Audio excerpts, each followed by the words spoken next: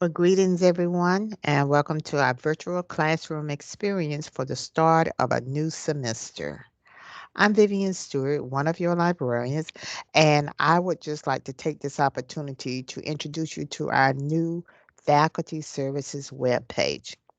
Our new website has also been updated, so I also want to just give you a quick tour of that also as we are preparing for the start of your coming back. So if you've never visited our page before, the easiest way for you to access it is to start out at the public website for the college, the www.southwest.tn.edu. There is a blue banner across the top, and library is the third option, which will bring you to our page. Now, if you would like, there's an option in the lower right-hand corner that would allow you to maximize your screen so that you can see everything clearly. At the very top, of course, it says Welcome to the library. And we have 5 locations for students, faculty, and staff to use. The majority of our resources are electronic, so as long as you have access to a computer, you can access what you need from home. Now, the next thing says SOAR, and SOAR stands for Southwest Online Academic Resources, and it will allow you to search for books, articles, multimedia, and more. So just in case you've never used our discovery service before, I want to perform just one search for you. I've already typed in my topic, which is homelessness. So at this point, I am about to search this option. So what is happening is that the discovery service is pulling together all of our print resources, all of our electronic resources, all of our multimedia items, providing everything in one platform for you. So as you can see, it has found 1,102,066, I'm sorry, 660 results, which are now sorted by relevance. It has also recommended a good database for you to use individually if you would like to. This first item is a journal article, but as you can see, the second item is actually a print item, and it lets you know the call number and which location actually has it. Now, the best thing about this is that you will not have to travel from one location to the other. You could simply go to more actions and you could request this item to be sent to one of our locations that's more convenient for you. Now, this number may be very overwhelming, so let's walk through how you can narrow the results down. Under Refine Your Search, I can select Full Text Online, which is removing all of the print items. Under content type, you have the top 5, but more will give you more listings like audios, videos, even pamphlets. But I'm simply selecting magazine articles. Under publication date, you can place in your own date range if you would like. But the defaults have 12 months, 3 years, and 5 years. So I am selecting 12 months. Now my result list is down to 900. The last column is providing me information on my topic from this source, which I can go to and actually read this information online. Now, when you look at each of your citations, the arrangement is very simple. The titles are listed in blue.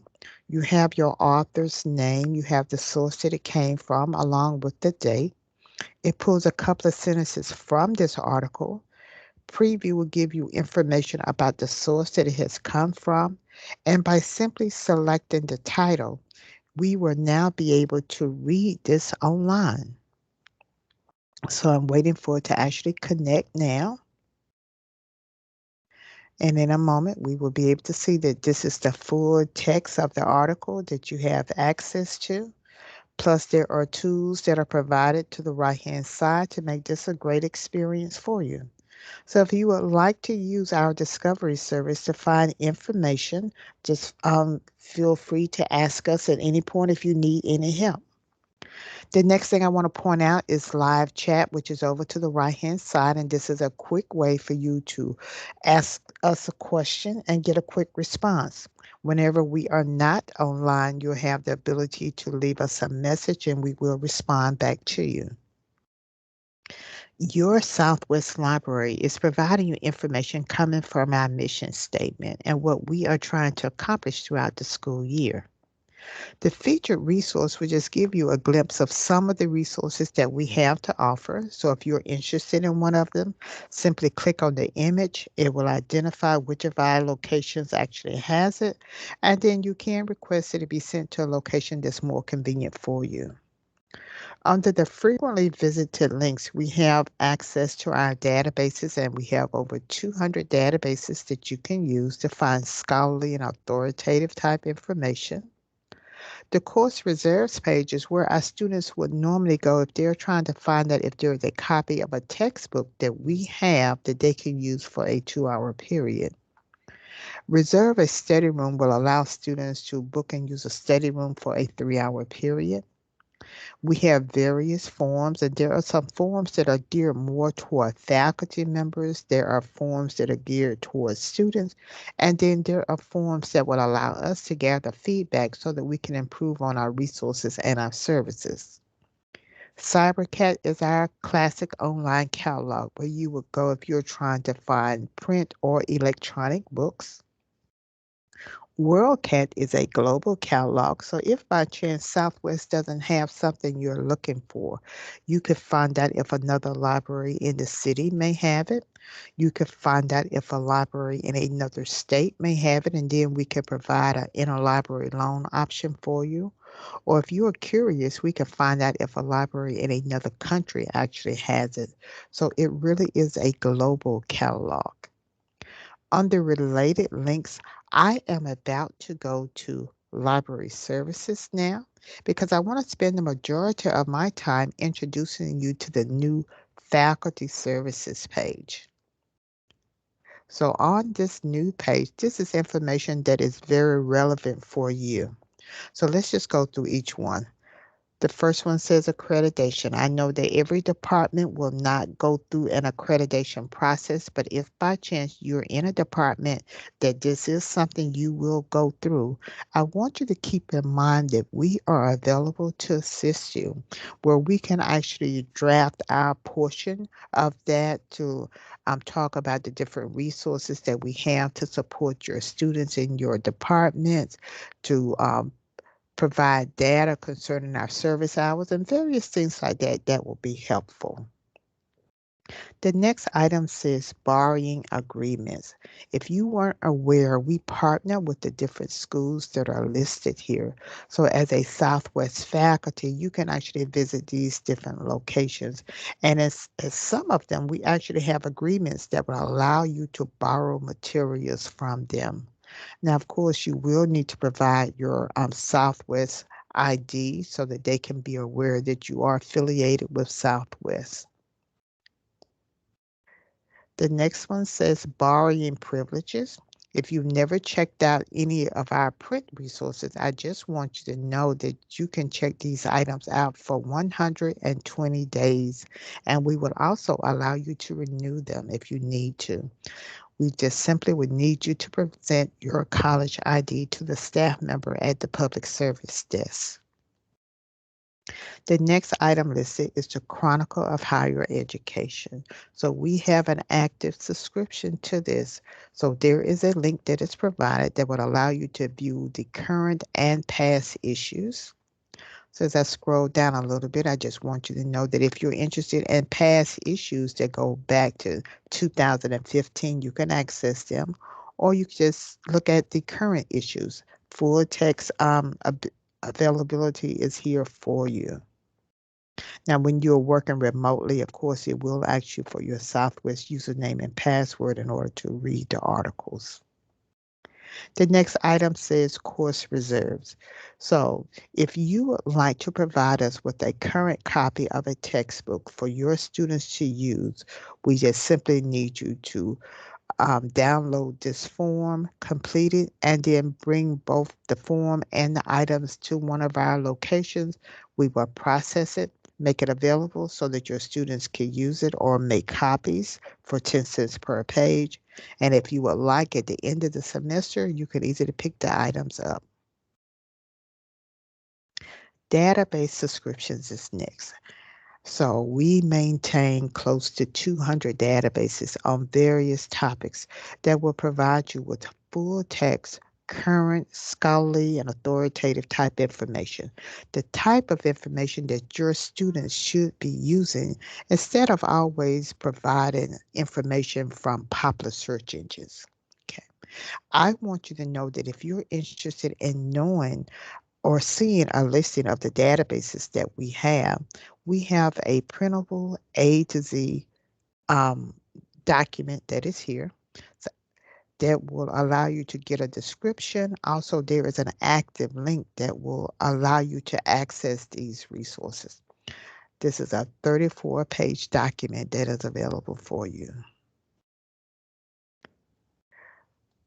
The next thing we have is inter-campus delivery, and I've already stated that you do not have to do any traveling. We will transport materials for you from one location to the other.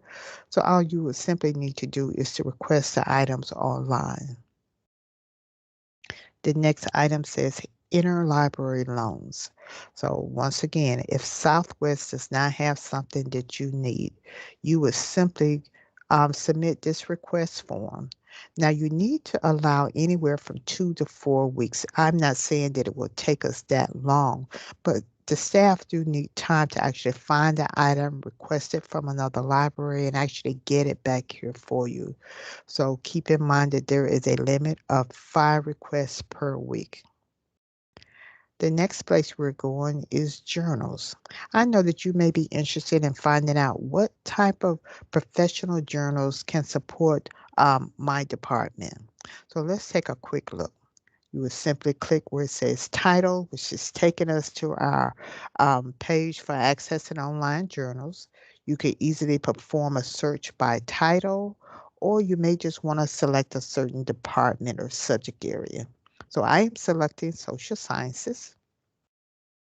As I scroll down, let's say that I'm interested now in general education. There are 305 titles that are listed. So as I am simply scrolling down, let's say that I'm interested in something entitled adolescence. So this is the title. This is the ISSN number for ordering purposes. And what this information is letting us know is the issues that we have access to. So this is April 1st, 1988 through 12/31/2009, and these are the different databases that will provide you with access. Now, of course, the ones that I see now, they have actually ceased. But if I was to scroll down to the Agriculture Education magazine, it goes from 2000 to the present. So the current issues are provided here for you. So in some cases, we may no longer have current access, but you do have access to the back issues. So at this point, I am now just using my left arrow to go all the way back. And the next thing on our list says library instruction. So, as always, we are encouraging you to remember us and introduce us to your students. Now, we understand that some of your courses are very time sensitive, so you may not have time to allow us an hour or 45 minutes to actually talk to your students. But I want you to keep in mind that throughout this entire pandemic, we have been providing online instruction. So, if you would like for us to talk to your students or introduce them to an upcoming assignment, if you would like to offer our sessions as an extra credit assignment for your students, just simply submit the request for library instruction. There's an option that you can select that says webinars. So what will happen is that you will provide the students with a link so that they can select a certain session for them to attend. They will attend the session online at their own time that's convenient for them. They will receive an email confirmation of their attendance that they can share with you, and you can use this as a way to provide extra credit if you would like to. Now, of course, at the end of the semester, we're always trying to gather feedback from you to see if there was an improvement in the students' performance after they attend one of our sessions. The next listing says library liaison. So you have a listing of your liaison along with their email address, their telephone numbers. So if you need assistance, just keep in mind that these are the people that have been assigned to work with your particular department. Next, you have material recommendations. There may be times when you feel that, well, maybe there's an item that we don't have that we need. So there is a form that you can submit with all of the vital information, and a determination will be made by the executive director if this is something we can add to our collection. Open educational resources tutorials. Now, it asks you to contact your liaison, but I also want you to be aware that not only will we assist you when it comes to developing your courses, but we also have a 10-part YouTube series that we have posted, which are very short videos that can help you work independently on your own with using various resources to help build your course also. So you can either visit our YouTube channel or you can ask your liaison to direct you on how to find that series.